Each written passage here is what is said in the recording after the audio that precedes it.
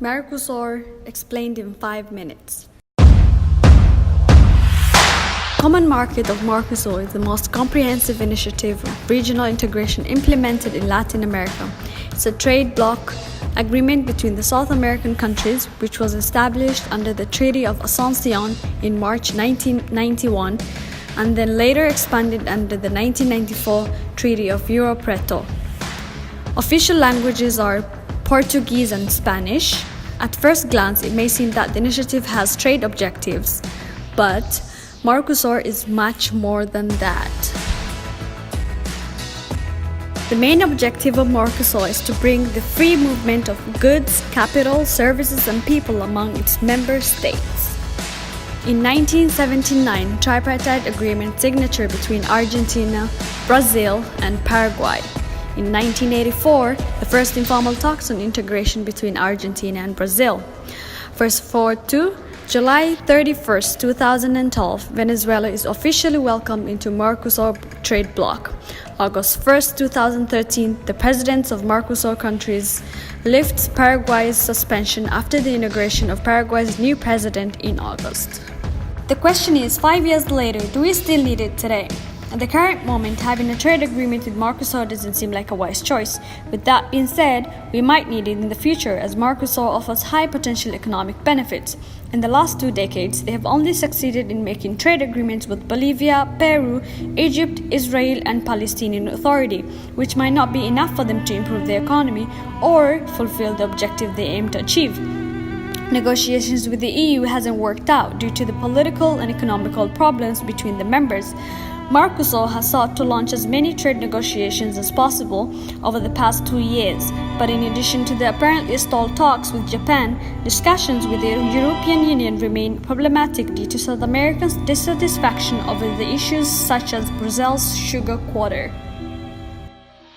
A little more than 20 years, Mercosur has proved to be a great success. In economic commercial terms, interbloc trade was multiplied from $5.1 billion in 1991 to $58.2 billion in 2012.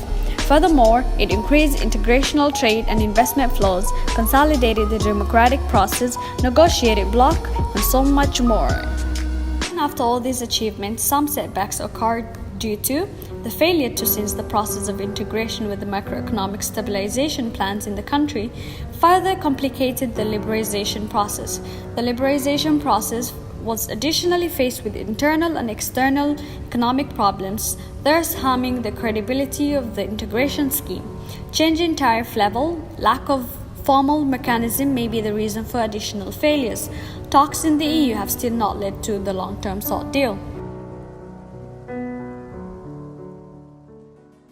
Impact on the world of business. Besides its economic and commercial dimensions, Mercosur includes common initiatives from infrastructure to science and technology, from border corporations to the full promotion of human rights. This is why Mercosur is one of the broadest integration projects in the world. Mercosur is able to create jobs which are higher up in the value chain. Strong trade can help countries recover from crisis and give people back jobs and stability. Mercosur has a free trade agreement with the EU, which was relaunched in May 2010 but then was later paused in 2012.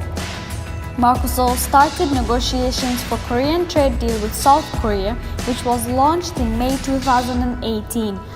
Mercosur also had negotiations with Canada with a view to reach free trade agreement. They agreed to exchange goods and government procurement offers as well as services. In conclusion, if taken as a whole, Mercosur would be the 5th largest economy in the world with a GDP of $3.32 trillion.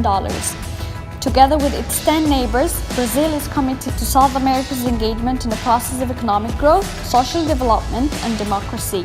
The bloc resumed trade negotiations with the European Commission in 2017, and officials felt a historic deal was within reach in 2018. Mercosur's future would largely hinge on decisions made in Buenos Aires and Brasilia. Even though we must remember that the road to free trade fortunes is still pocketed with lots of political pain.